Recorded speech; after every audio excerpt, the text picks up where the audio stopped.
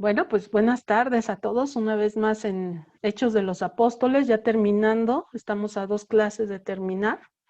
Y bueno, quiero, a pesar de que nos quedamos ya para ver el tercer viaje de Pablo, quiero retomar el capítulo 17, versículo 22, para explicarles un poquito lo que es la apologética, ¿no? Esta gran corriente que se empieza a dar precisamente en el nacimiento de la iglesia, que posteriormente van a ser los apologistas, los que van a defender la fe contra Nestorio y todos los que van a venir en los primeros siglos, ¿no? Del siglo II al VI, son los apologistas. Pero este discurso de Pablo, que parece que no lo explicamos la clase pasada, es el primer modelo de discurso apologético cristiano. Entonces, sí lo quiero volver a tomar, con permiso de ustedes, es el capítulo 17, versículo 22. Ahí vamos a empezar el tema del día de hoy. Me dicen cuando estén preparados, por favor. Muy bien, fíjense bien. Entonces, para que entremos un poquito en contexto, voy a compartir pantalla.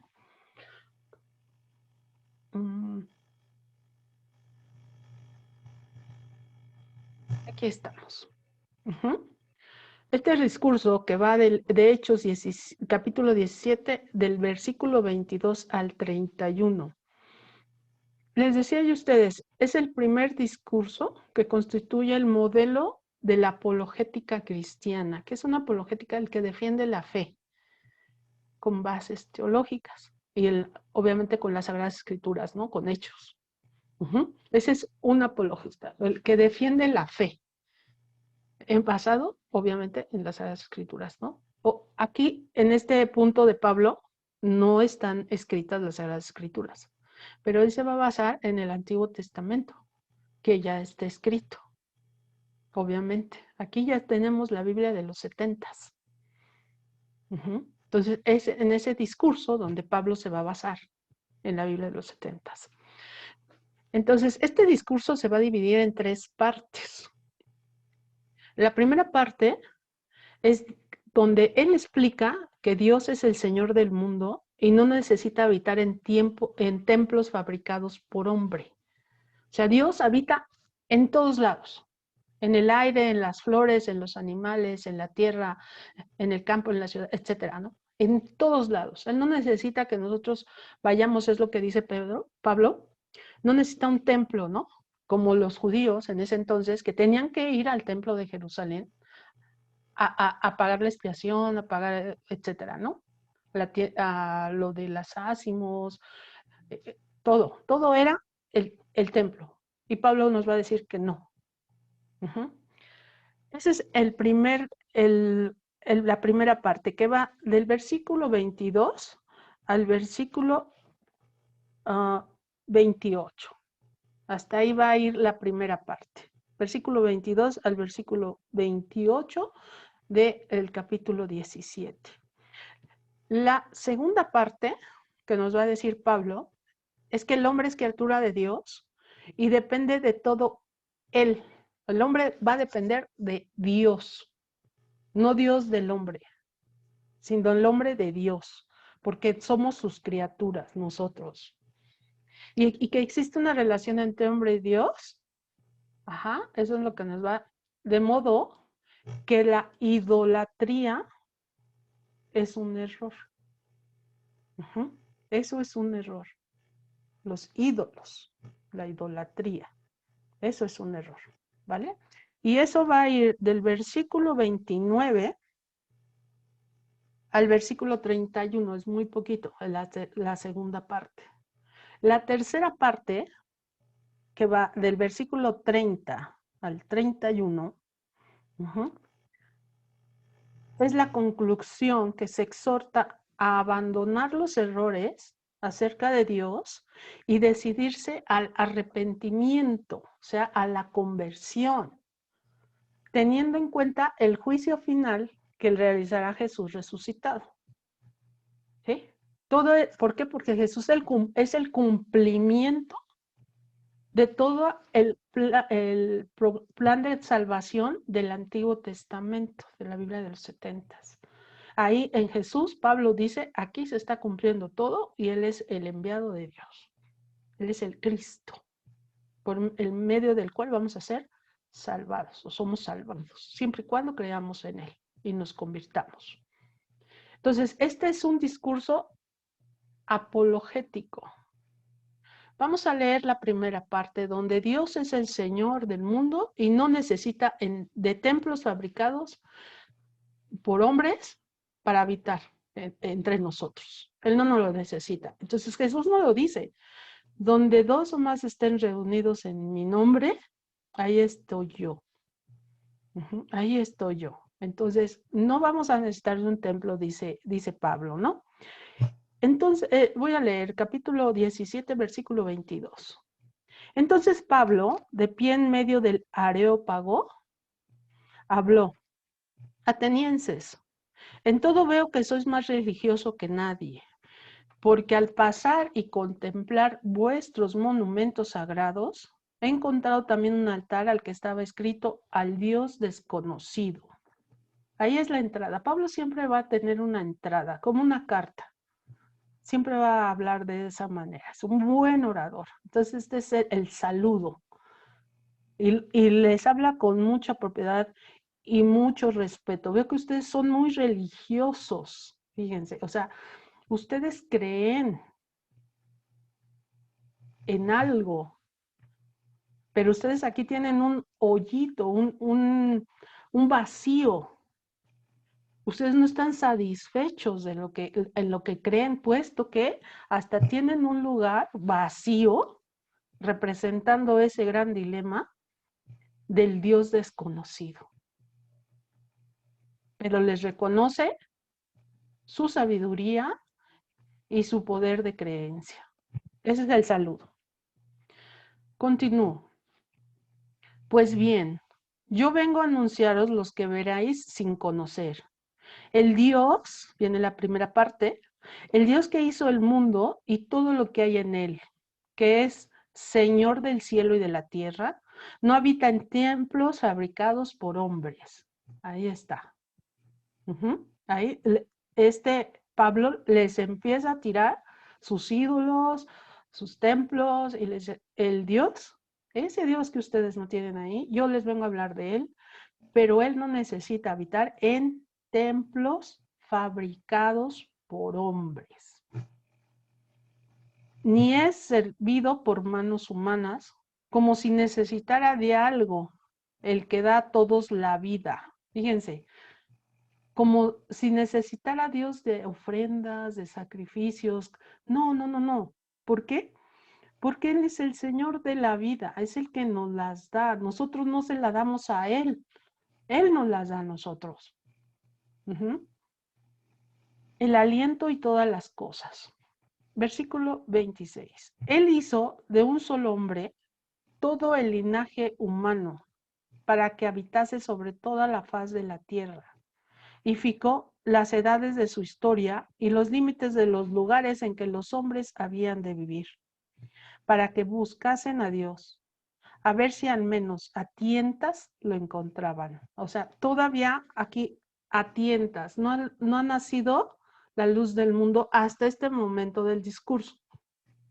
Está hablando del pasado. A tientas lo encontraban, aunque no está lejos de cada uno de nosotros, ya que en Él vivimos, nos movemos y existimos. O sea, es un Dios que da todo, movimiento, vida y aire, todo. Como han dicho algunos de vuestros poetas, porque somos también de su linaje. O sea, algunos de sus poetas reconocen que hay un Dios, el Dios desconocido, precisamente el que venimos todos nosotros. Segunda parte del discurso, versículo 29. Si somos linaje de Dios, no debemos pensar, por tanto, que la divinidad es semejante al oro, a la plata o a la piedra. escultura del arte y del ingenio humano. O sea, no porque mi estatua sea de oro, tiene más divinidad que una de piedra. La divinidad no depende, dice Pablo, del material que ustedes hagan sus esculturas, ni del ingenio humano. Esa es la parte 2. El hombre es criatura de Dios y depende de él. Y existe una relación entre Dios y el hombre de forma que la idolatría es un error. ¿Sí? No vamos a adorar a una escultura de oro menos que una de piedra. Y es más, les dice Pablo, ninguna, porque Dios no depende de eso. Dios existe porque es Dios. Tercera parte del discurso. Dios ha permitido los tiempos de la ignorancia y anuncia ahora a los hombres que todos en todas partes deben convertirse, puesto que ha fijado el día en que va a juzgar la tierra con justicia, por mediación del hombre que ha designado, presentando a todos un argumento digno de fe al resucitarlo de entre los muertos. Aquí ya está hablando de Jesús. Aquí ya está hablando de Jesús. Entonces, este es un discurso que está defendiendo ya la fe cristiana, porque se está basando en Cristo. Entonces, este es un discurso apologético. ¿Pero qué es la apologética? La apologética fue necesaria muy pronto para defender a los cristianos frente a los ataques de judíos, griegos y romanos. Sí, aquí este es un ataque velado. ¿Por qué? Porque Pablo está viendo ídolos. ¿Sí? Entonces, si yo me voy a eso, pues Pablo dice, no, porque Dios no depende de esto. Entonces tenemos que defender nuestra fe. Y frente a las agresiones de la filosofía y del imperio. Sí, aquí dice Pablo, y al que resucitó. Si continuamos el texto en el versículo 32, dice, cuando oyeron lo de resurrección de los muertos, unos se echaron a reír y otros dijeron, te escucharemos sobre eso en otra ocasión.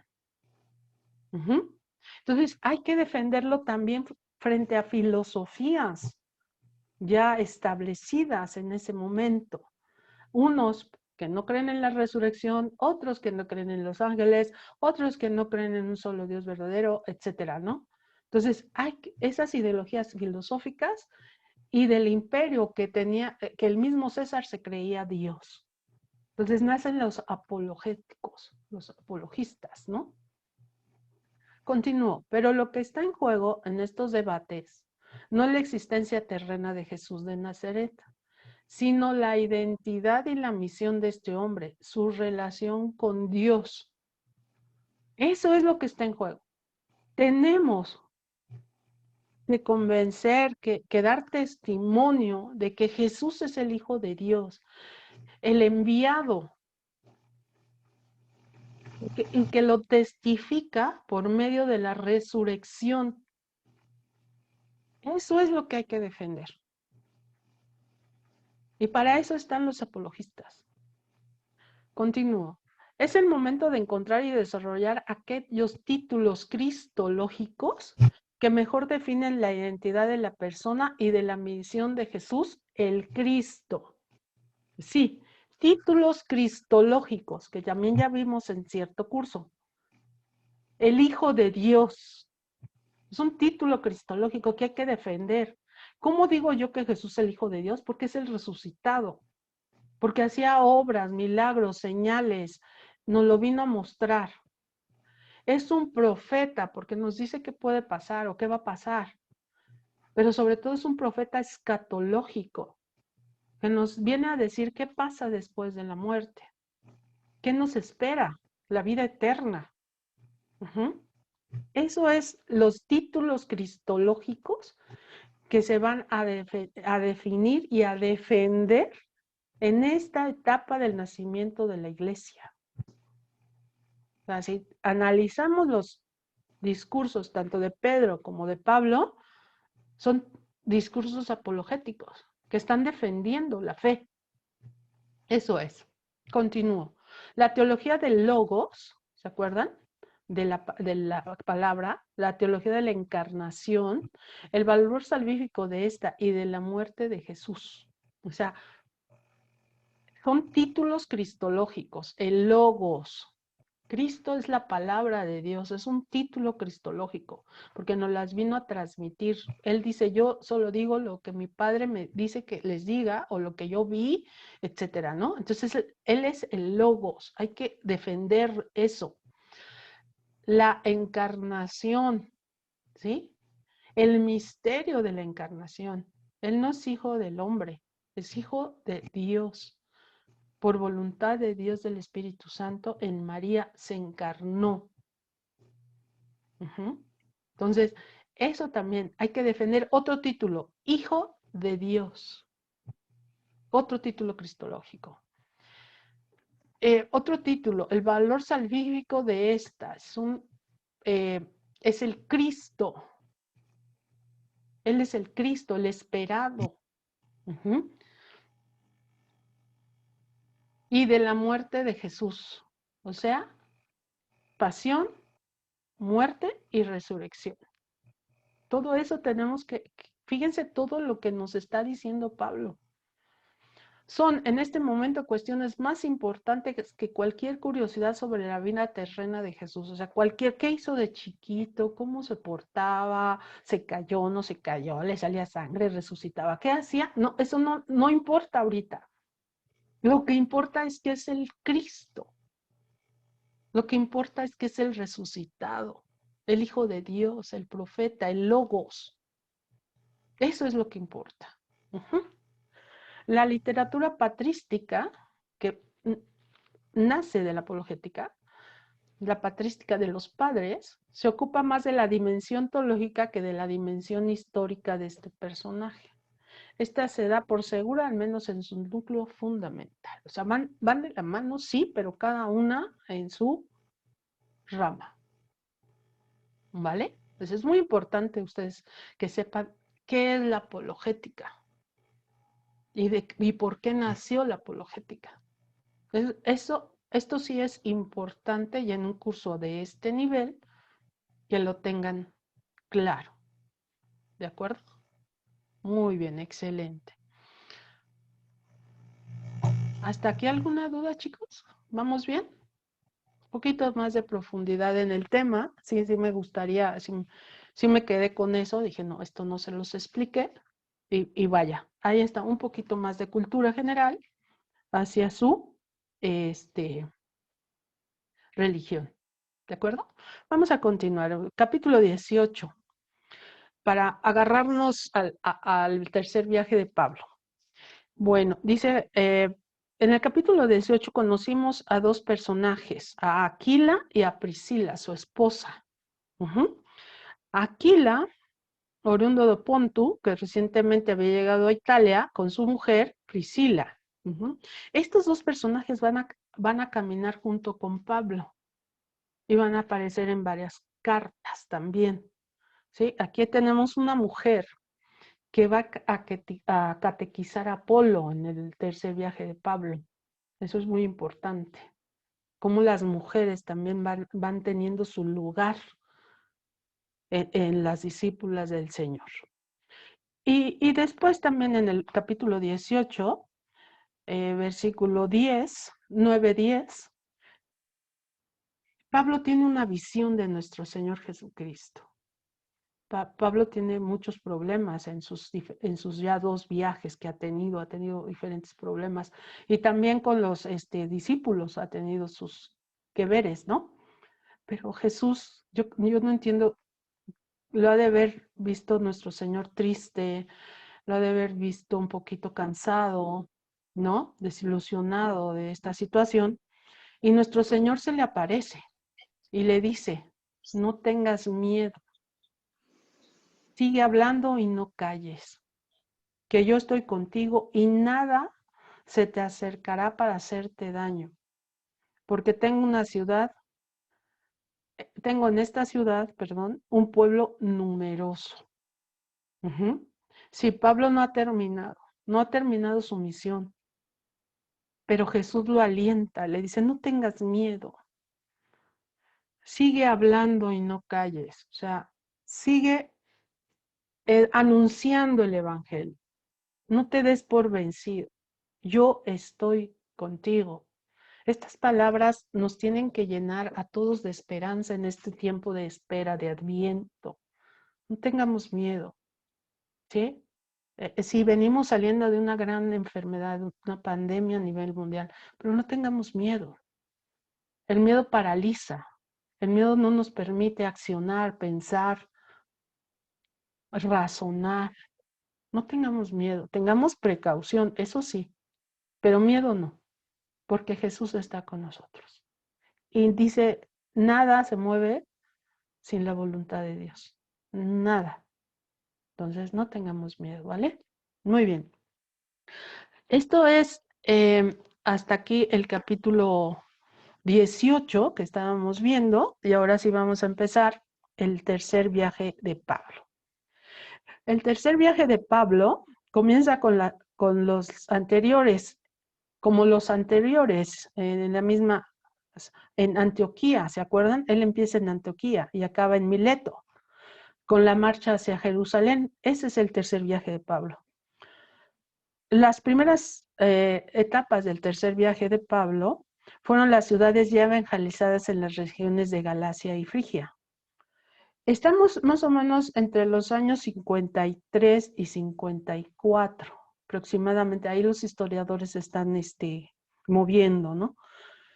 Y después de Frigia se mueve a Efesio, donde ahí va a quedarse 3 años. Y ahí en Efesio va a sufrir muchas tribulaciones, ¿ok? Entonces estamos en el capítulo 18, versículo 23.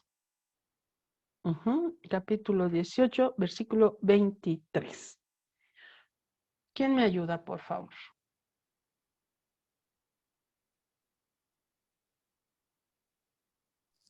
Yo, Tere. Sí, adelante, Luis. ¿Puedo? ¿Sí? Okay. Elvis. Angelita, va a leerle Elvis. Ok, el capítulo 20, del capítulo 18, versículo 23. Después de pasar allí algún tiempo, marchó a recorrer una tras otra las regiones de Galicia y Frigia para fortalecer a todos los discípulos. Un judío llamado Apolo, originario de Alejandría, hombre elocuente que dominaba las escrituras, llegó a Efeso. Este había sido instruido en el camino del Señor y con fervor de espíritu hablaba. Luis, ¿no se te escucha, Elvira?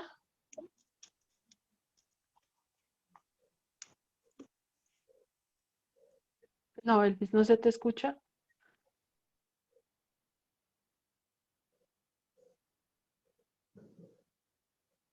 Ok. Angelita, por favor.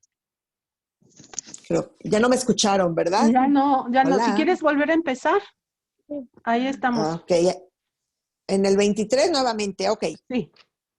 Después de pasar allí algún tiempo, marchó a recorrer una tras otra las regiones de Galicia y Frigia para fortalecer a todos los discípulos. Dominaba las escrituras, llegó a Efeso. Ese había sido instruido en el camino del Señor y con fervor del Espíritu hablaba y enseñaba con todo esmero lo referente a Jesús, aunque solamente conocía el bautismo de Juan. Pues comenzó a hablar con valentía en la sinagoga. Al oírle Aquila y Priscila, le tomaron consigo y le explicaron con más exactitud el camino. Queriendo él pasar a Acaya, los hermanos le animaron a ello y escribieron a los discípulos para que les recibieran. Una vez allí, fue de gran provecho, con el auxilio de la gracia, a los que habían creído, pues rebatía vigorosamente en público a los judíos, demostrando por las escrituras que el Cristo era Jesús. Fíjense, gracias, Elvis. Fíjense, este es un texto, pareciera muy fácil, pero tiene mucha profundidad.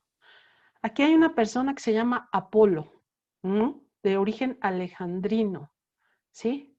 Aquí estamos en Efesio y Corintio, ¿no? Pablo va por aquí, está recorriendo, sale de Antioquía a Cilicia, Galicia, Asia, está recorriendo las ciudades que él ya pasó en su primero y segundo viaje, que es Derbe, Listra, etcétera, ¿no? Pero aquí aparece un personaje, Apolo, es alejandrino, pero él solo conoce el bautismo de Juan. No conoce todavía el bautismo de Jesús, pero habla de Jesús. Habla de Jesús.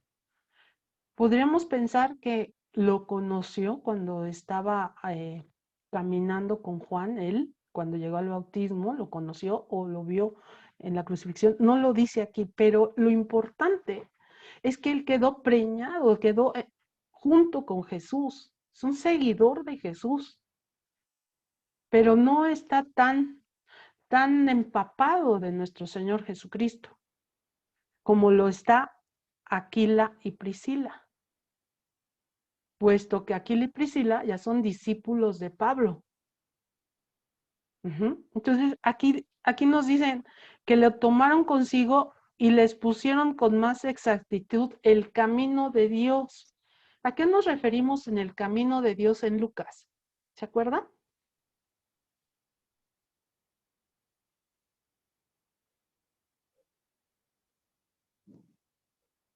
¿Se acuerdan a qué nos referimos cuando hablamos de el camino?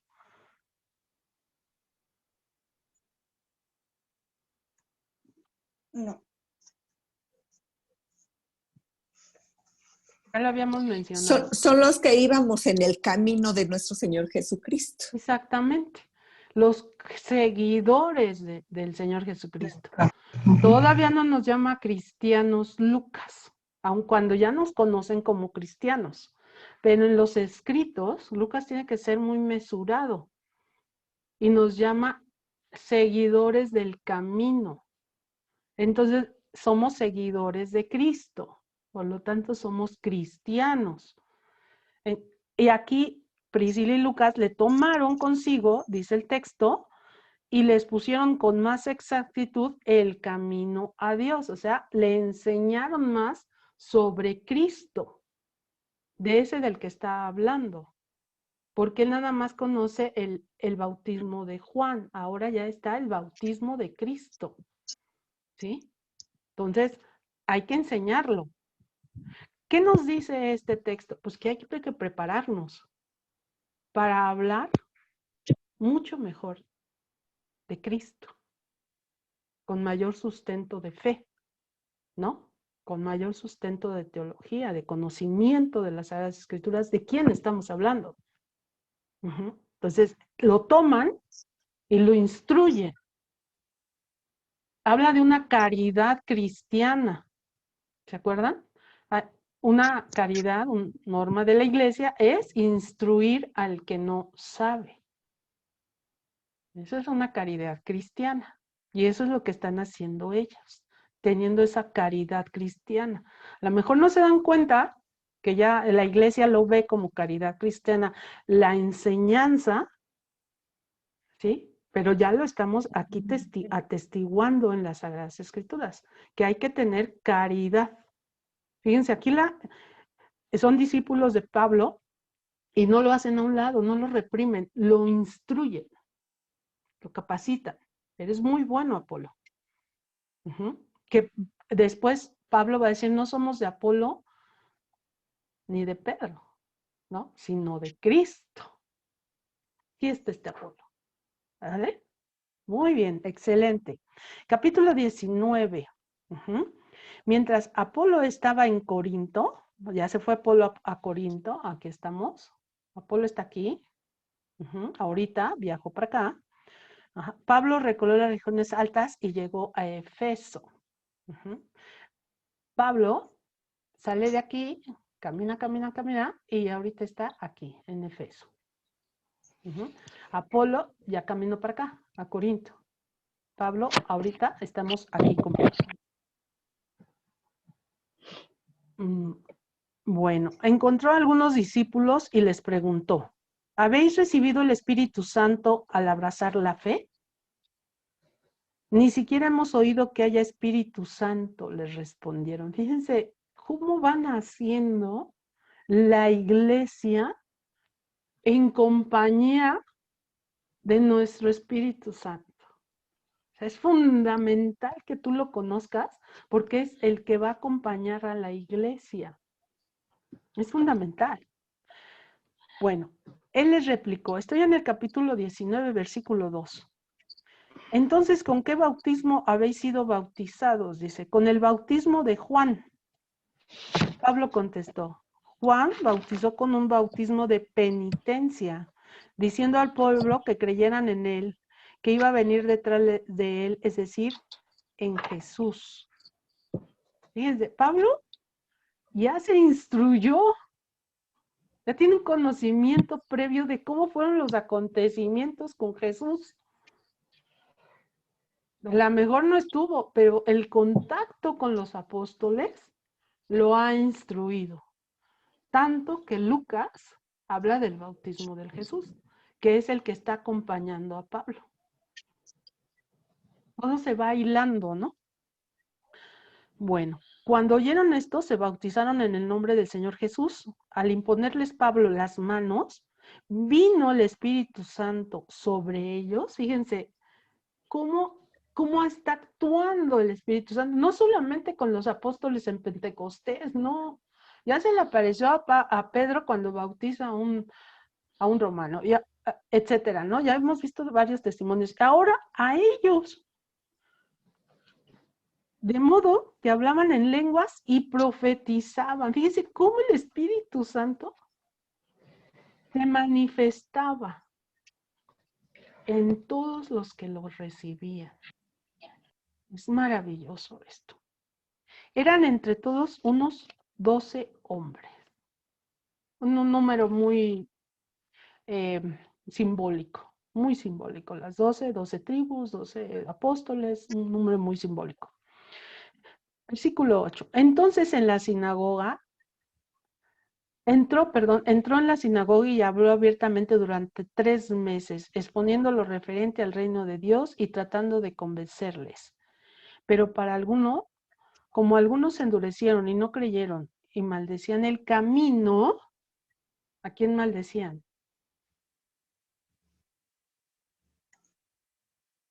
Pues a todos los cristianos, A Cristo, a Cristo. El camino es Cristo, ¿no? Sí. Entonces maldecían el camino, ante la multitud se apartó de ellos y se separó con los discípulos, enseñando todos los días en la escuela de Tirano. O sea, tú aquí me maldices. Jesús les dijo a sus discípulos, vayan y curen. Si no son recibidos, límpiense la tierra de los zapatos y salgan de ahí. Y es lo mismo que está haciendo Pablo. No hay que confrontar a nadie. Tú no crees, está bien, no creas, no discutamos. ¿Para qué te voy a discutir algo que tú no crees? Es lo que nos está diciendo Pablo en este momento. Fíjense, maldecían el camino, dice. Entonces, no voy a discutir, pero tampoco voy a aceptar que ofendas a lo que yo creo. Entonces, mejor me retiro. Versículo 10. Esto duró 2 años, de forma que todos los habitantes de Asia, judíos y griegos, oyeron la palabra del Señor. Dios obraba por manos de Pablo milagros nada corrientes, o sea, de verdad, milagros de Pablo, de verdad. De manera que hasta los pañuelos, ojo aquí, de manera que hasta los pañuelos y las ropas que había tocado su cuerpo, aplicado a los enfermos, hacían desaparecer las dolencias y expulsaban los espíritus malignos. Fíjense qué presencia tenía Pablo, qué carisma. Su rostro, no me lo puedo imaginar, de verdad. Arrasaba con todo. De por sí ya trae el carácter fuerte. Y luego póngale los dones del Espíritu Santo, Madre de Dios. Madre de Dios. Entonces, ¿qué fuerza tenía este hombre?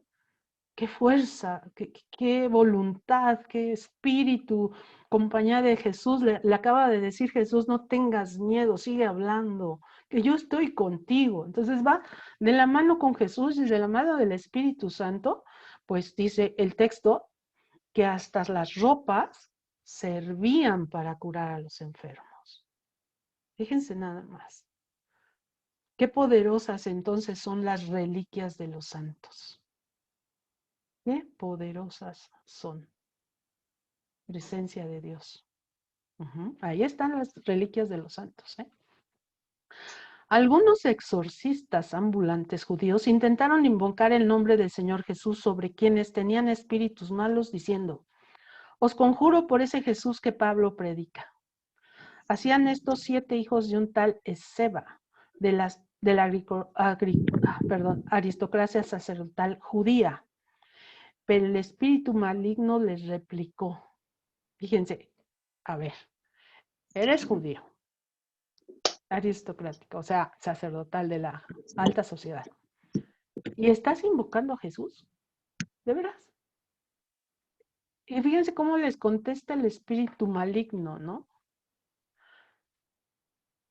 Conozco a Jesús y sé quién es Pablo, pero ustedes, ¿quiénes son?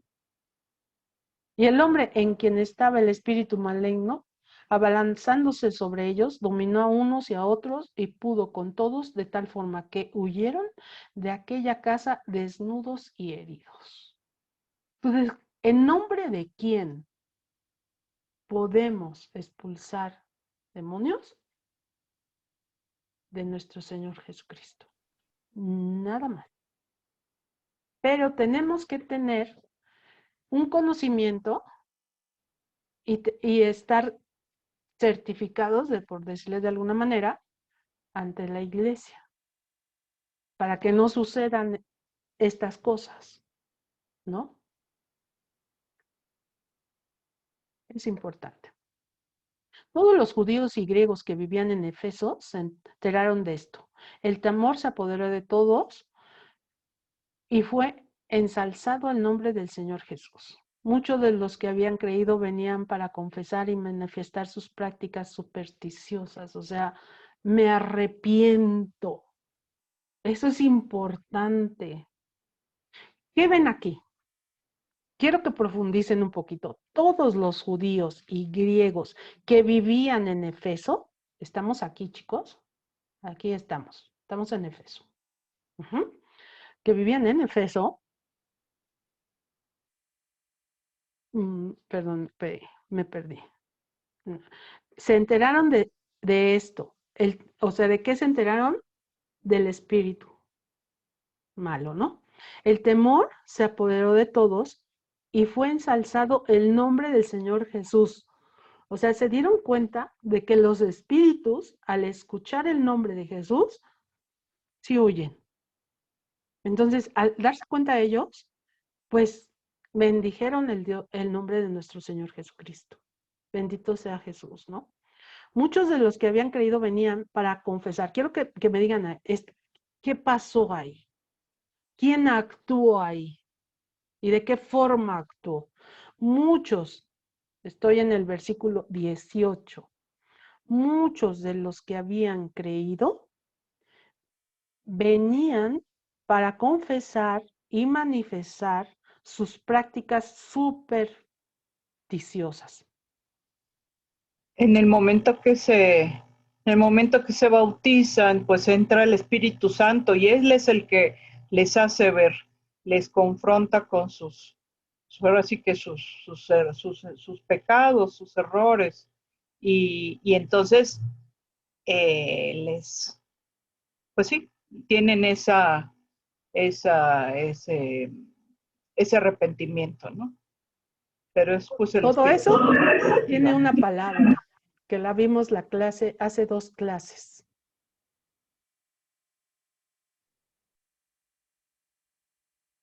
Nos tomamos 2 clases hablando de eso. La gracia. La gracia. En este momento les llegó la gracia. Exactamente, chicas. Les llegó la gracia de la conversión, la gracia de ver sus errores, ¿sí? Eso es lo que el Espíritu Santo está haciendo en ese momento con estas personas. Actuar en sus corazones para que actúe la gracia y se arrepientan de lo malo que están haciendo. Esa es acción de la gracia del Espíritu Santo, precisamente. Es la conversión, ¿no? Que es la conversión. Exactamente, Ani. ¿Me invitas a tu curso, por favor? Muy bien, Pati, excelente. Muchísimas gracias, chicas. ¿Ya vieron? Entonces, sí hay que profundizar, sí, en el texto. Ya con calmita ahora en sus vacaciones, reléanlo.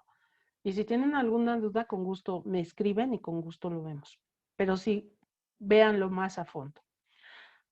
Bueno, entonces, tanto así, dice, que bastantes de los que cultivaban la magia trajeron sus libros y los quemaron delante de todos. O sea, sí les dio miedito el exorcismo, sí les dio miedito ver cómo accionan los espíritus malos cuando nos vamos a la idolatría, tanto que actúa el Espíritu Santo y queman sus libros. Imagínense quemar sus libros.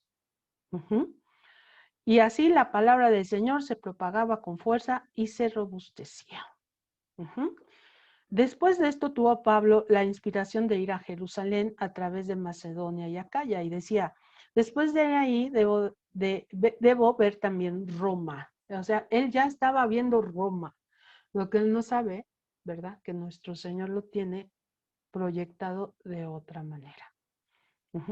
Después de esto tuvo Pablo la inspiración entonces de ir a Jerusalén. Envió a Macedonia a 2 de sus colaboradores. Estamos en Efeso. Y ahorita está mandando a Macedonia a 2 de sus colaboradores. ¿Quiénes? A Timoteo y a Erasto. Aparece Erasto. No lo habíamos visto. Pero a Timoteo sí, ¿se acuerdan? Hijo de griego, madre judía, circuncisado, ¿no? Para que él pudiera entrar, como bien nos los dijo Cheli en unas clases anteriores, para que pudiera entrar a las sinagogas. Hay que circuncidar. Muy bien, excelente. Versículo 23. Se produjo en aquella ocasión un alboroto no pequeño contra el camino. Cambiamos el nombre y dice ¿qué? ¿Contra qué? Cristo. Contra Cristo, contra Jesús, el Cristo, exactamente.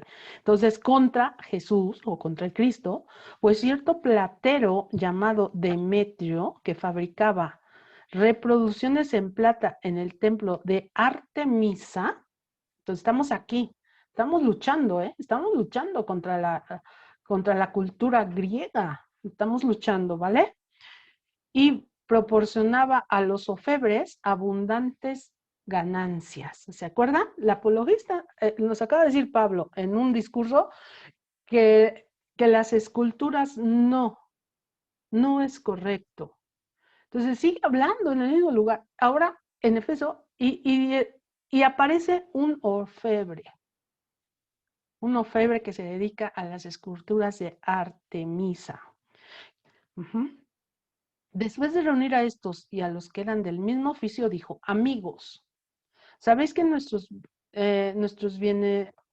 nuestro bienestar viene de este trabajo? O sea, nosotros nos dedicamos a hacer esculturas. Y nuestro trabajo y nuestro dinero, pues nos viene de esto, ¿no?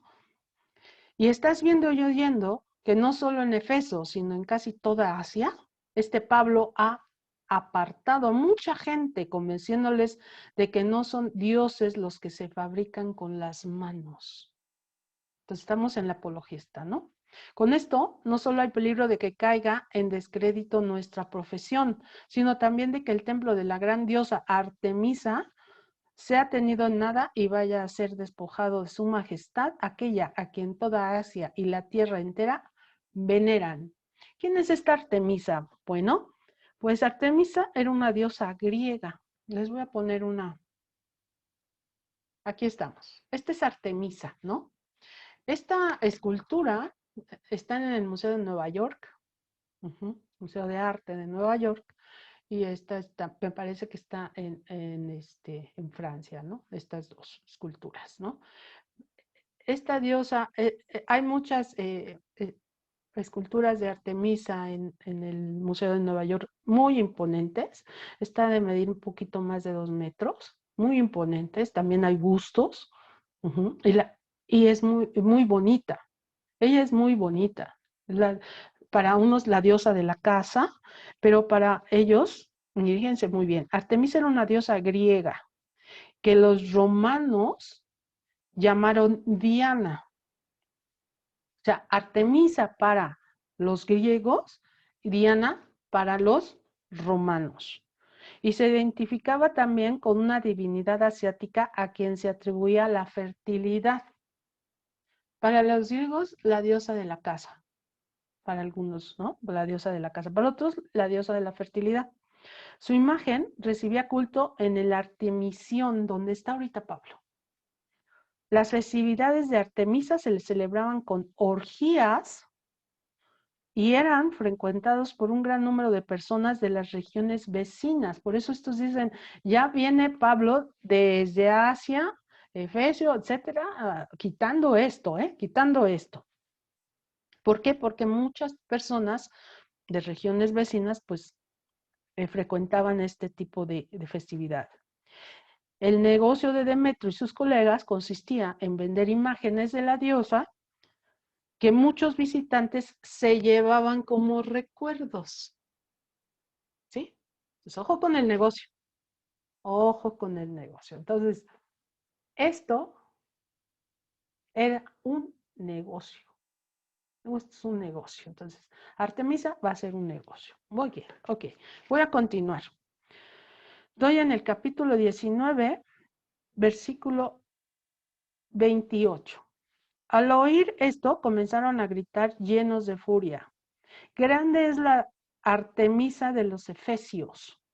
La ciudad se llenó de confusión y todos a una se precipitaron hacia el teatro, arrastrando a los macedonios Gayo y Aristarco, compañeros de viaje de Pablo. Ya aparece Gayo aquí, que también Gayo va a aparecer en las cartas de Pablo. Este quiso presentarse al pueblo, pero los discípulos no se lo permitieron, e incluso algunos asiarcas que eran amigos enviaron a rogarle que no se arriesgase a ir al teatro. Unos gritaban una cosa y otros otra. Estaba la asamblea confusa y la mayoría no sabía por qué se había reunido. Hicieron salir entonces a Alejandro de entre la multitud, empujado por los judíos. Alejandro pidió silencio con la mano para dar explicación a la gente, pero cuando supieron que era judío, todos a la vez gritaron durante unas 2 horas, grande es la Artemisa de los Efesios. ¿Sí? Entonces, aquí hay una confusión. ¿Qué estamos defendiendo? ¿A la diosa o al negocio? ¿Qué estamos defendiendo realmente? Esa es la confusión. El negocio, definitivamente. Y lo acaba de decir, ¿no? De esto depende nuestro bienestar. Entonces, ¿qué estamos defendiendo? Versículo 35. Cuando el magistrado calmó la turba, dijo, Efesios, ¿qué hombre hay que no sepa que la ciudad de Efesio es la guardiana del templo de la gran Artemisa y de su estatua bajada del cielo? Fíjense, bajada del cielo, wow. Como esto es indiscutible, conviene que estéis tranquilos y no hagan nada precipitadamente, pues habéis traído a estos hombres que no son sacrílegos ni blasfemos contra nuestra diosa. Si Demetrio y los orfebres que están con él tienen queja contra alguno, audiencia y procónsules hay, que presentarles sus acusaciones unos y otros. Y si pretenden algo más, debe resolverse en la asamblea legal, porque corremos el riesgo de ser acusados de sedición por lo de hoy. Al no haber ninguna causa por la que podamos justificar este tumulto. Dicho esto, hizo disolver la asamblea. Si Pablo no dijo nada contra Artemisa, habla de Cristo, habla del Dios verdadero, ¿sí? Pero esta sociedad lo que está haciendo es defender sus intereses económicos. políticos. Ujú. Muy bien. Ahora va a pasar Pablo, voy a compartir pantalla otra vez. Va a pasar Pablo a Macedonia. Capítulo 20. ¿Alguien me ayuda, por favor? Capítulo 20, versículo 1. Sí, si quieres, lo Sí, leo. por favor, Pati. Gracias. Cuando se calmó el tumulto, Pablo llamó a los discípulos y después de consolarlos, se despidió de ellos y partió para Macedonia. Atravesó toda esa región, animando a los discípulos con muchos discursos, hasta que llegó a Grecia, donde permaneció 3 meses. Cuando estaba por embarcarse para Siria, y como los judíos tramaran una conspiración contra él, Pablo decidió volver por Macedonia.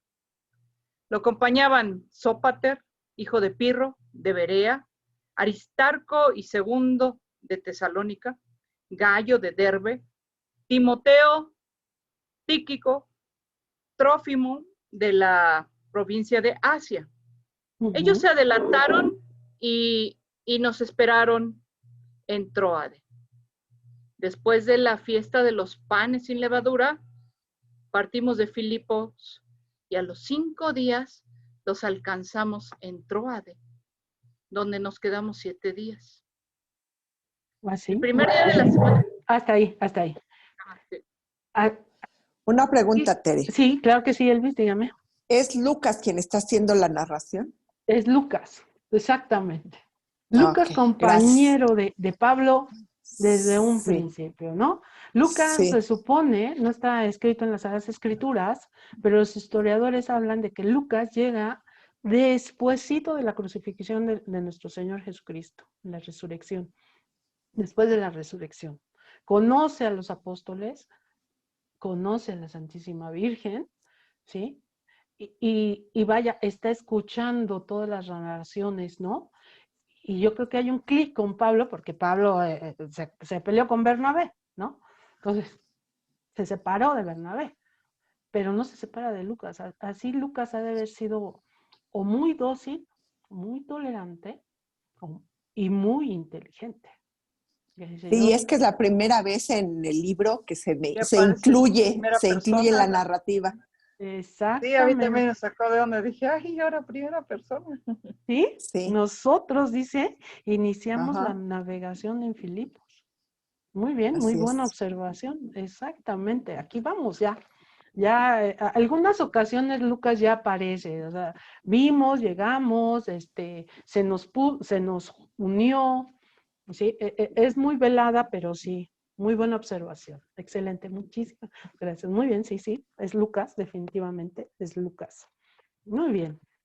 Ahora vamos a poner énfasis en estos versículos. El primer día de la semana, fíjense, ya estamos visualizando el domingo, el primer día de la semana, cuando estábamos reunidos, ojo aquí, para la fracción del pan. Ya están. Se trata de la primera mención explícita de la celebración de la Sagrada Eucaristía, los domingos. Vamos a ver, Primera de Corintios, capítulo 10, versículo 16, por favor. Primera de Corintios, capítulo 10, versículo 16.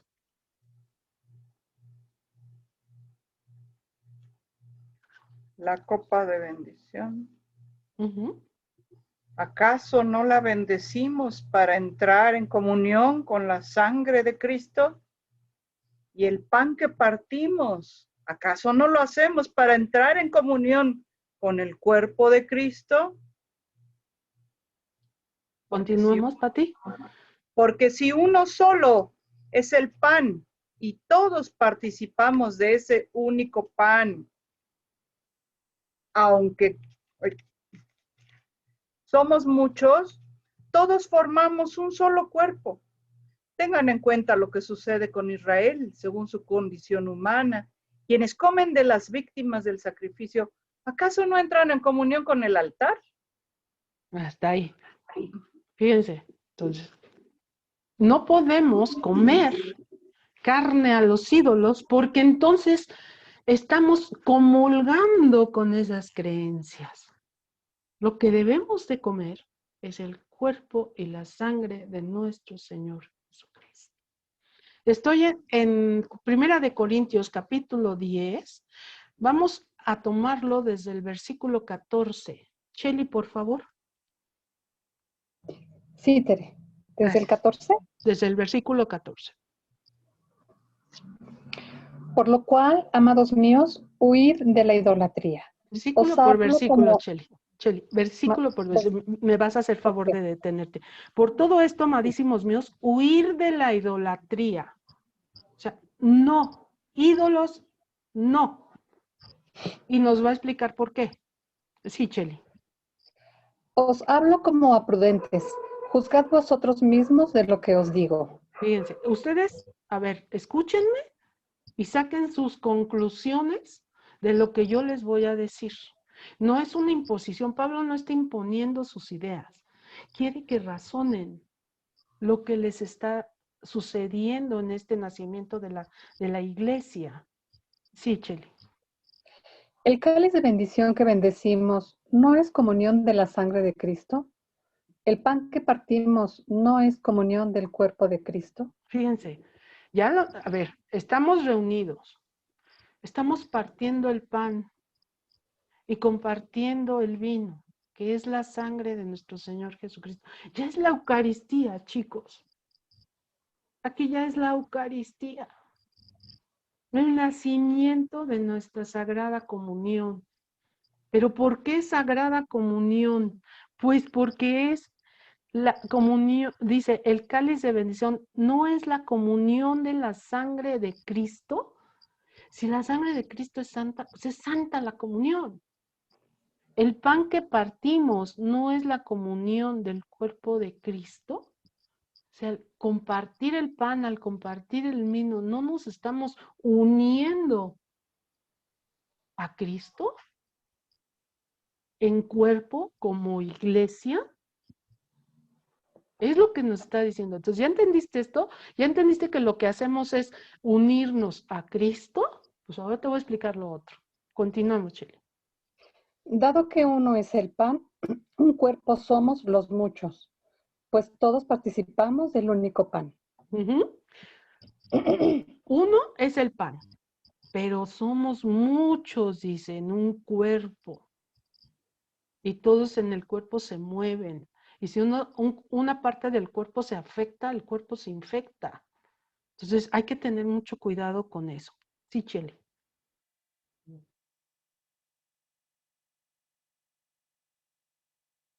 ¿Chile? Ajá. ¿Sí, Tere? Sí. ¿Continuamos? Por favor. Ok. ¿Qué es, pues, lo que digo? ¿Que lo inmolado a los ídolos es algo? ¿O que el ídolo es algo? No, Al contrario. antes, Shelly, mirad a Israel. Ahí vamos. Mirad a Israel según la carne. ¿Acaso los que comen de las víctimas no entran en comunión con el altar? Es importante. Entonces, a ver, mirad a Israel. Según la carne, los que comen de las víctimas no entran en comunión con el altar. Está hablando del templo. Está hablando del templo.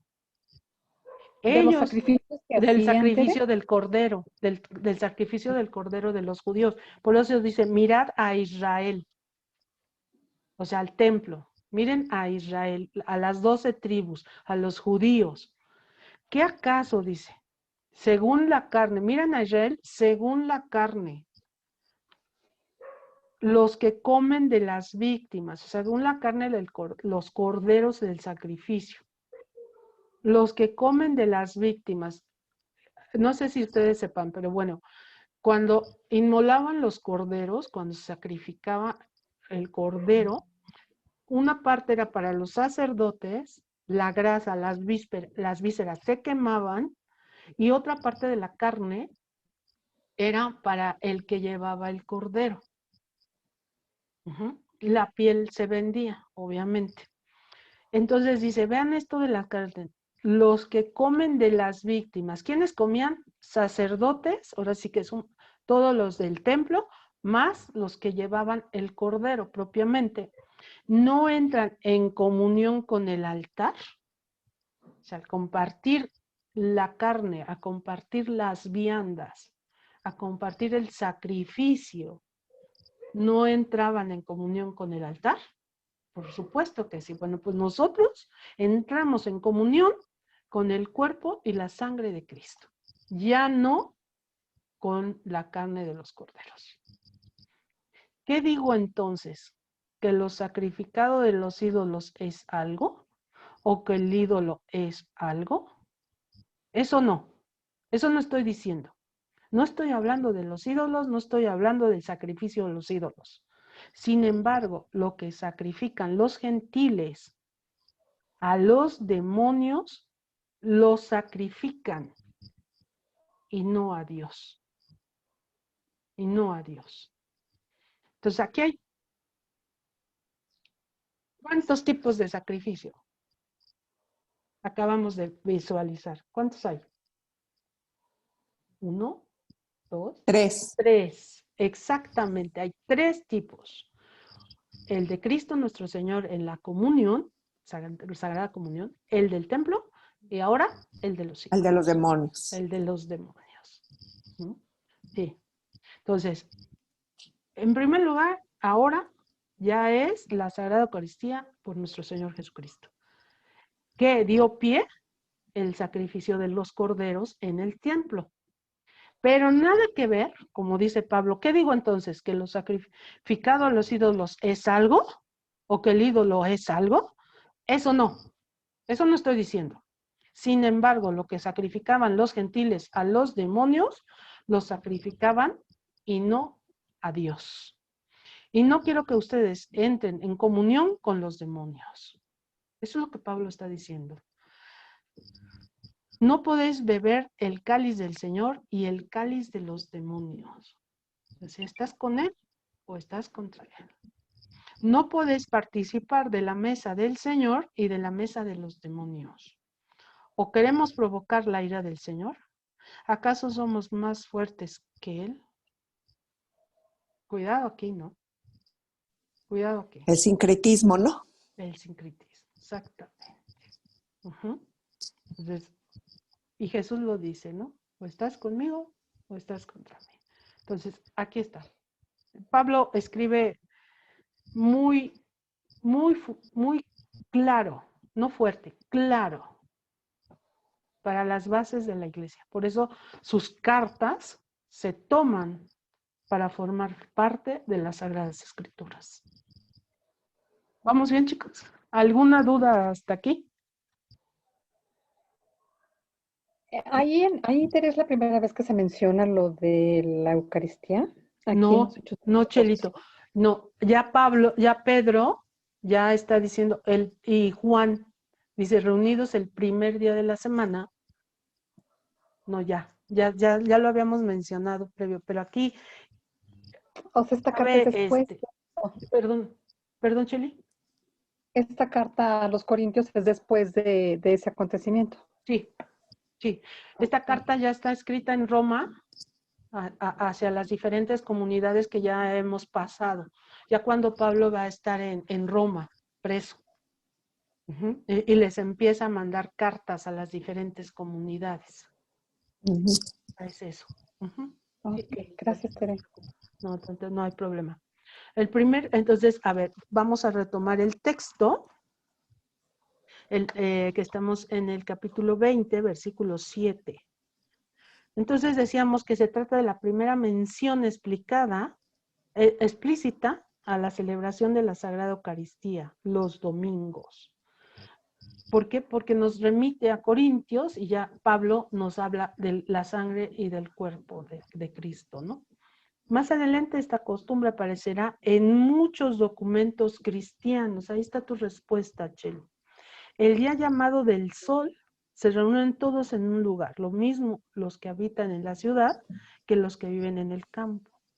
Y según conviene, se leen los tratados de los apóstoles o de los escritos o de los profetas, y empieza a formularse la misa. Empieza a formularse porque ya se leían las diferentes literaturas, los diferentes libros, pero ahora vamos a darle forma a la misa. La misa nace en la Edad Media, ya como la conocemos, ¿no? Después de Trento. Y nace la Tridentina, ¿no? Y ahorita lo que tenemos es la misa después del Concilio Vaticano II, que es en nuestro idioma, con nuestros cantos, con nuestra cultura. Ya, esta es otra faceta de las Sagradas Escrituras, ¿no? Muy bien. Vamos a continuar. El primer día de la semana, cuando estábamos reunidos para la fracción del pan, Pablo, que debía partir al día siguiente, hablaba a los discípulos y su discurso se prolongó hasta la medianoche. Había abundantes lámparas en la habitación superior donde nos encontrábamos.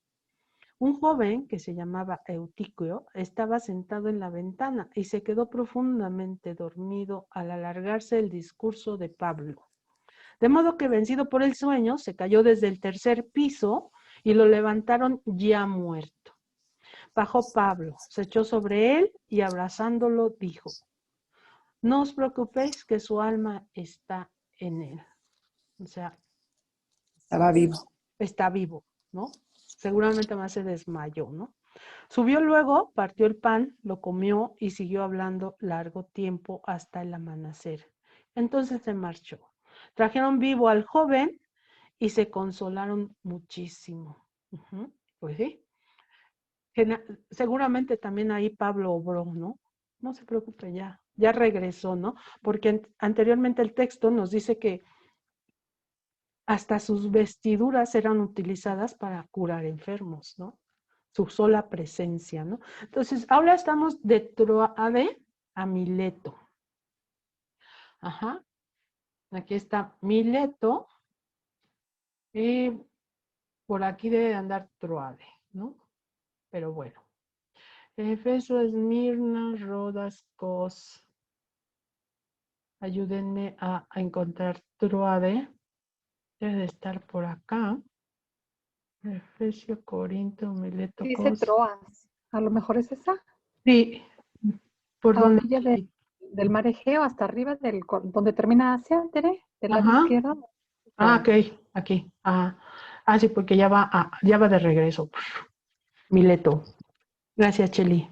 Nosotros nos adelantamos a tomar la nave y zarpamos rumbo a Aso, donde íbamos a recoger a Pablo, porque él había decidido hacer el viaje por tierra hasta ahí.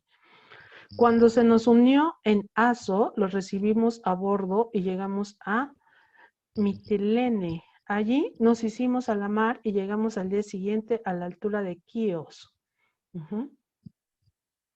Al otro día atracamos en Samos y al día siguiente arrimamos a Mileto. Pablo había decidido no detenerse en Efeso para no perder tiempo en Asia. Se daba prisa porque si era posible, deseaba estar en Jerusalén el día de Pentecostés.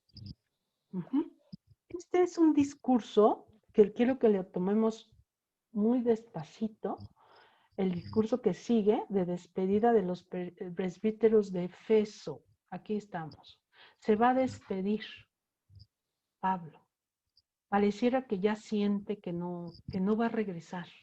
Entonces, este es un discurso, ¿no? Es un discurso de exhortación a los presbíteros de Efeso.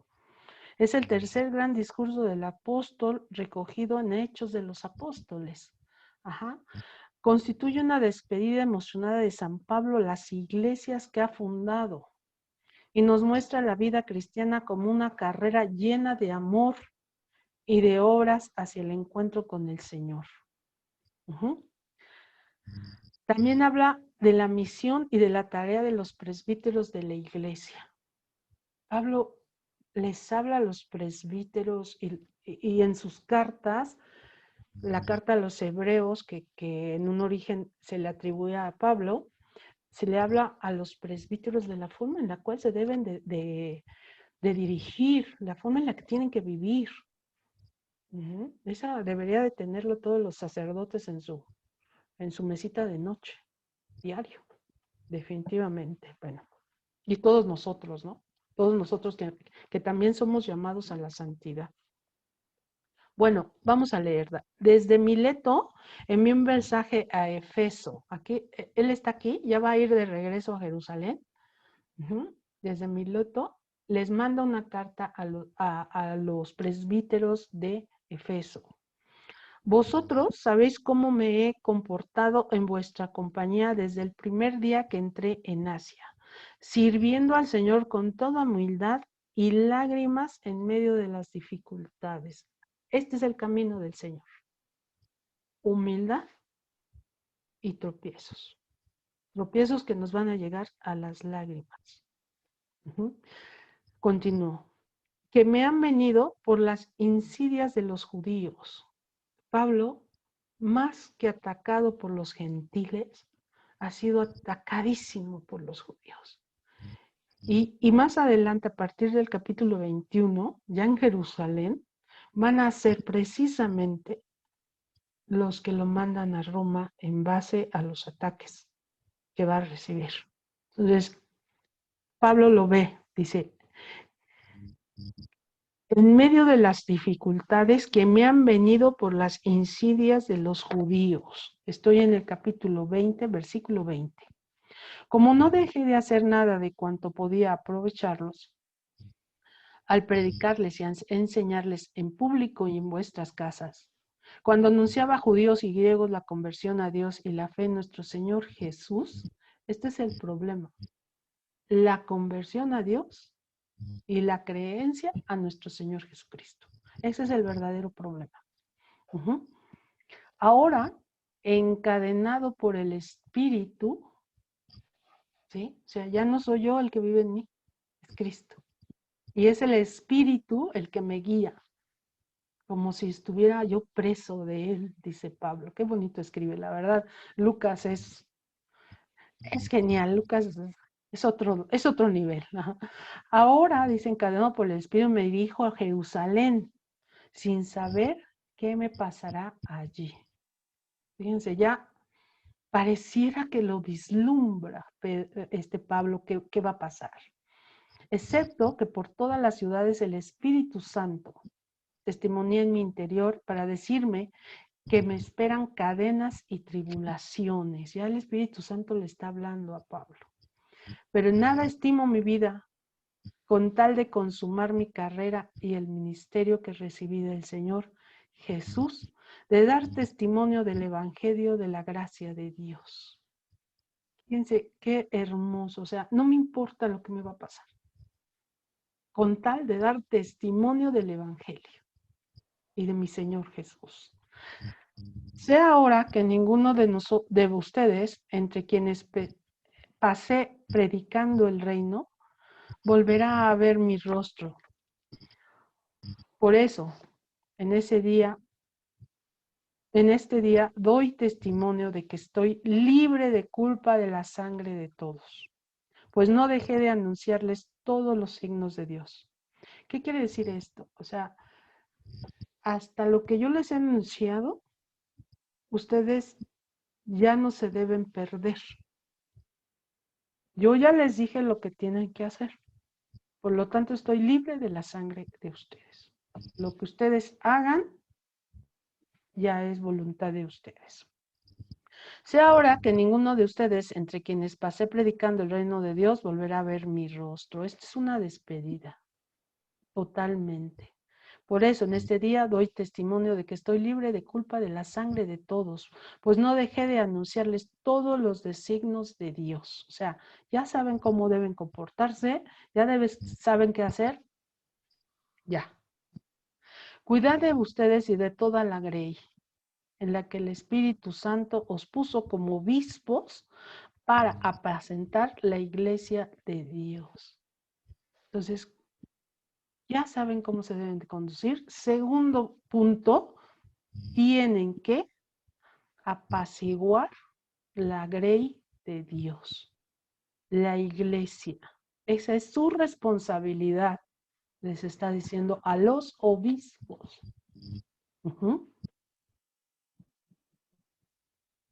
Esa iglesia, dice, que él, o sea, Jesús, adquirió con su sangre. Sé que después de mi marcha se meterán entre ustedes lobos feroces que no perdonarán al rebaño. Jesús lo dijo. No todo el que me llame Señor, Señor, entrará al reino de los cielos. Al principio, Patti me preguntaba, al principio del curso, ¿por qué está así la iglesia? Aquí está tu respuesta, Patti. Aquí está. Sé que después de mi marcha se meterán entre ustedes lobos feroces que no perdonarán el rebaño. Sí, entre la iglesia hay lobos. Hay que tener cuidado. Y que de entre ustedes mismos surgirán hombres que enseñarán doctrinas perversas. Sí, esto es una profecía, lo que estamos leyendo de parte de Pablo. Cómo la iglesia naciente va a ser atacada desde adentro de la misma iglesia. Va a haber lobos, dice, y lobos que no van a perdonar al rebaño. O sea, se lo van a llevar. ¿Y de dónde van a surgir esos lobos? De entre ustedes mismos, dice. Esos, de entre ustedes. Surgirán esos lobos, que enseñarán doctrinas perversas, con el fin de arrastrar a los discípulos tras ellos. Tere, aquí una duda. Sí, dígame. ¿Entre ellos mismos o vendrán de fuera y se incorporarán adentro de la sociedad, Tere? Las dos cosas, Cheli, las dos cosas. ¿Por qué? Porque ya está la iglesia fundada, pero van a venir de afuera gente que se va a infiltrar en la misma iglesia y que va a contaminar a los que ya están adentro. Por eso dice, se van a querer llevar a los discípulos con ellos. De las dos formas, Cheli. Es de las dos formas. No solamente ellos van a distorsionar la enseñanza que les da Pablo, sino que de fuera les va a llegar. Exactamente, porque es una iglesia atacada desde los cimientos, no desde los cimientos, sino desde la fundación. Ajá, sí, es lo que estoy viendo. Exactamente, Chile. Esto es porque el enemigo está siempre al acecho, entonces está buscando infiltrarse de una, de otra o de cualquier otra manera. Pero fíjate que voy a ser licenciada del diablo. No nada más es él, somos los seres humanos los que decidimos seguirlo o no seguirlo. Es el uso de nuestra libertad. No todo es él, es el uso de nuestra libertad. Por eso Pablo les está diciendo, mucho cuidado, cuiden el rebaño y cuídense entre ustedes. ¿Cómo? Por medio de la oración, por medio de estar unidos en la Santísima Comunión. Si tú estás comulgando en Cristo, pues sigue a Cristo, no sigas lo demás. Entonces, en tu uso de tu libertad, también debes de fomentar la gracia de Dios. Volvemos a la gracia. Un tema tan hermoso y tan amplio. Muy buena pregunta, Cheli. Excelente pregunta. Lo voy a repetir. Estoy en el capítulo 20 y perdón, ya me pasé, chicos. ¿Continuamos? Nada más es este capítulo. ¿Sí? Ok. Si alguien se tiene que retirar, con gusto. Muy bien, estoy en el capítulo 28, capítulo 20, perdón, versículo 28. Lo voy a releer. Cuidad de vosotros y de toda la grey. O sea, primero, cuídense ustedes de no separarse de Cristo, para que a su vez puedan cuidar al rebaño, en la que el Espíritu Santo os puso como obispos. Es una responsabilidad divina. Tú no te pusiste, te puso el Espíritu Santo. Como obispo, o sea, como cabeza de iglesia. Ya no, fíjense cómo lo sube, ya no son presbíteros, son obispos, cabeza de grupo, cabeza de una comunidad. Ya lo subió Pablo. para apacentar la iglesia de Dios, que Él adquirió con su propia sangre. O sea, esta iglesia no es tuya, es de Dios, pero es tu responsabilidad porque fuiste escogido por el Espíritu Santo para cuidar de ella. Y tú como cabeza de grupo tienes que cuidarte para poder cuidar a los demás. Sé que después de mi marcha se meterán entre ustedes, aquí está Cheli, se meterán entre ustedes lobos feroces que no perdonarán al rebaño, y que de entre ustedes mismos surgirán hombres que enseñarán doctrinas perversas, con el fin de arrastrar a los discípulos tras ellos. O sea, se infiltran, contaminan y quieren arrastrar a los demás. Okay. Debéis, por lo tanto, vigilar y recordar que durante 3 años no cesé noche y día de exhortarlos con lágrimas a cada uno de ustedes. Ahora os encomiendo a Dios y a la palabra de su gracia, que es poderosa para edificar y conceder la herencia a todos los santificados. Entonces, les encomiendo a Dios y a la palabra. ¿Quién es la palabra? Pregunto, ¿quién es la palabra? Cristo. Cristo, el Logos. El Logos, exacto. Entonces los encomiendo a Dios y a Cristo, que el Espíritu Santo está con ustedes ya. No he codiciado de nadie plata, oro o ropas. Entonces, ustedes tampoco. No codicien. La iglesia no es para hacerse millonarios. Ojo aquí. Sabéis bien que las cosas necesarias para mí y los que están conmigo las proveyeron estas manos. Os he enseñado en todo que trabajando así es como debemos socorrer a los necesitados y que hay que recordar las palabras del Señor Jesús que dijo, mayor felicidad hay en dar que en recibir. O sea, trabajen, pero no para ustedes, para los necesitados. En cuanto acabó de hablar, se puso de rodillas y oró con todos ellos. Entonces rompieron todos a llorar y abrazándose al cuello de Pablo le besaban, afligidos sobre todo por lo que había dicho, de que no volverían a ver su rostro, y le acompañaron hasta la nave. ¿Vale? Un texto muy bonito, muy hermoso, es una despedida, está llena de teología, está llena de humanidad, de un discurso totalmente cristológico, humanitario, lleno de apología, apologético, exactamente, ¿vale? Entonces, no sé, me encanta este curso, me encantó este tema el día de hoy, verlo así despacito, con ganas de descubrir a este Pablo que le ha dado fuerza a la iglesia. ¿Sí? Seguiremos la clase que entra, primero de Dios.